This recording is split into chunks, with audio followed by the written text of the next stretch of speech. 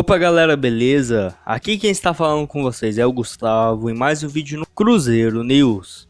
Bom, no vídeo de hoje iremos falar sobre a provável escalação para o duelo de hoje contra a Ponte Preta, dívidas na justiça envolvendo o meia Luiz Fernando e o volante Williams, além das várias contratações do clube nesse ano e quais estão correspondendo à expectativa.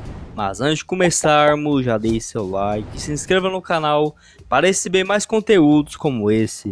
Quase um terço da Série B já se foi e o Cruzeiro ainda busca reforços para a disputa da competição, vivendo o ano de maior reformulação de uma história quase centenária e com uma crise financeira sem iguais, acumulando quase R$ 1 bilhão em dívidas. E foi informado pelo Globoesporte.com que o clube já contratou quase 2 times somente de reforços, sendo que até algum deles já foram embora da Toca da Raposa, e contando com Matheus Índio e Giovani, que chegaram a Belo Horizonte na última semana, o Cruzeiro chega a 21 aquisições, sem contar com os atletas que voltaram de empréstimo. Mas enfim, falando sobre essas contratações, apenas 4 deram certo por aqui até agora, e separei somente esses para falar sobre. O primeiro é Raul Cáceres, lateral que chegou sem grandes expectativas, mas que nos últimos jogos vem jogando muito bem, dando uma nova cara à lateral direita do time, que vale lembrar, tinha pouca velocidade desde a saída de Orejuela. E até aqui, o paraguaio jogou em 13 jogos e marcou um gol, além de contribuir com 3 assistências, e por conta de sua lesão, Daniel Guedes e Rafael Luiz jogaram os últimos jogos. Outro jogador que vem jogando muito bem é Jean, e confesso que quando o Cruzeiro anunciou a sua contratação, fiquei na dúvida se realmente iria render o esperado por aqui, principalmente por já possuir 34 anos de idade e tudo mais. Lembrando que Jean está somente de empréstimo pelo Palmeiras e em alguns jogos atua bem tanto na marcação quanto no ataque, como por exemplo naquele gol que ele marcou contra o Botafogo de São Paulo na estreia da Série B. E até aqui foram 9 jogos e 1 gol marcado. Além disso, esperava que Jean iria jogar na lateral direita quando foi anunciado, já que naquela época não tínhamos nenhum jogador nessa posição. Outro jogador é Regis, ele que começou muito bem, mas confesso que nos últimos jogos não está jogando absolutamente nada. E não é à toa que vem ficando no banco de reservas com Ney Franco.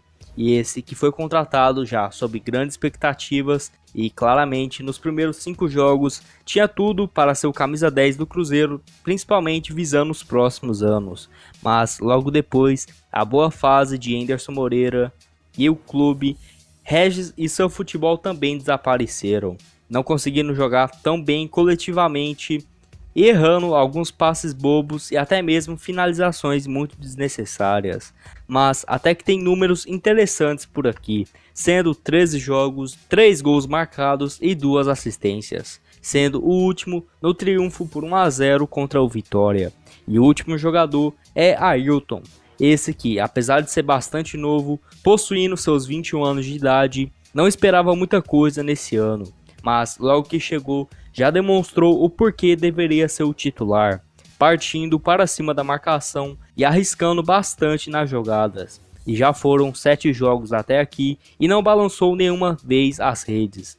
E muito por causa disso, por conta do péssimo aproveitamento dos atacantes que vem sendo titular do Cruzeiro nesse ano. Mas claramente é um atleta que vai melhorar muito ao longo da temporada e até pode ser interessante uma venda futuramente. Lembrando que o Cruzeiro detém 100% dos seus direitos econômicos após a sua saída da Inter de Limeira de São Paulo. E vocês acrescentariam mais algum jogador nessa lista? Ou até mesmo tiraria algum desses 4 nomes? Deixe aqui nos comentários.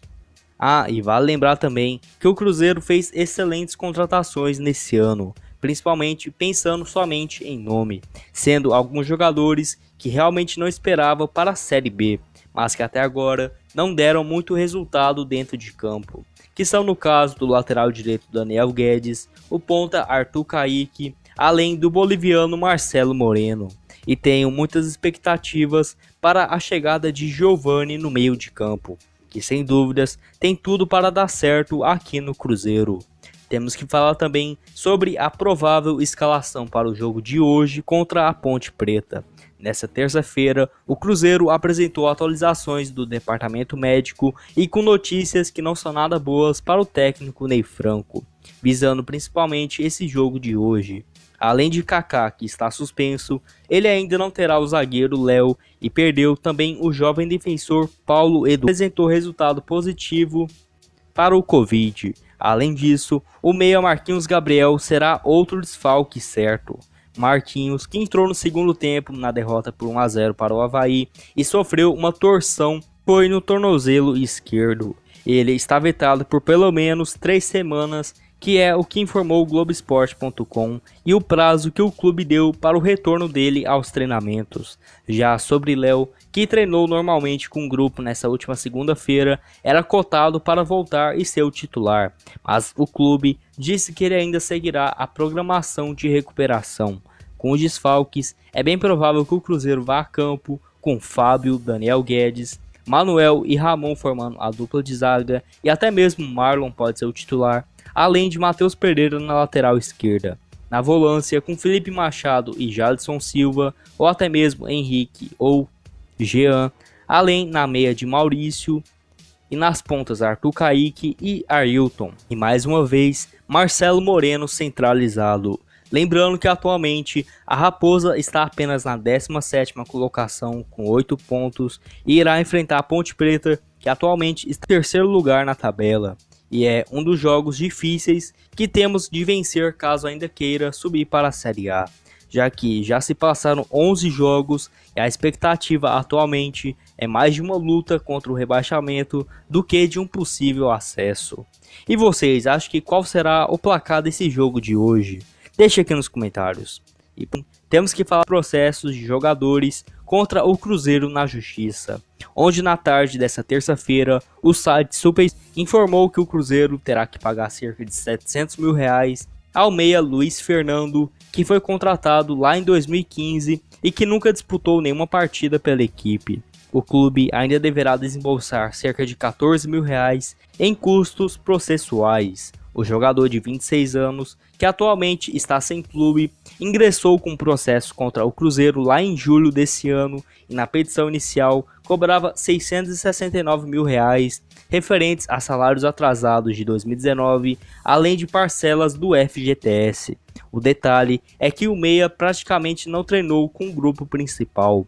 Em 5 ocasiões foi emprestado ao Mirassol de São Paulo 2 vezes, além do Guarani e Criciúma. E por último, no América de Natal, pelas 4 partidas no ano de 2020. Outro que levou o clube na justiça foi o volante Williams, onde o Cruzeiro e ele não chegaram a um acordo em relação à pendência que o atleta tinha contra o clube. E na ação movida pelo jogador lá no ano passado, o Williams cobrava cerca de R$1.740.000 somente de verbas trabalhistas. E o vínculo com o meia se encerrou lá em janeiro de 2018, ainda na gestão de Gilvan de Pinho Tavares, para um pagamento de R$956 mil em 6 parcelas de R$159 mil, e apenas um desses pagamentos foi quitado. E mediante a isso, o jogador ingressou na justiça pedindo agora esse valor com juros e acréscimos de R$1.740.000. E pelo Cruzeiro até que ele jogou bem em 2015 e marcou 2 gols. E não é à toa que logo no ano seguinte foi jogar pelo Corinthians. E atualmente ele também se encontra sem time. Bom, esse foi o vídeo, espero que tenham gostado. Não esqueça de deixar seu like e se inscrever no canal. Muito obrigado a todos por terem assistido até aqui e até mais. All I feel is my heart.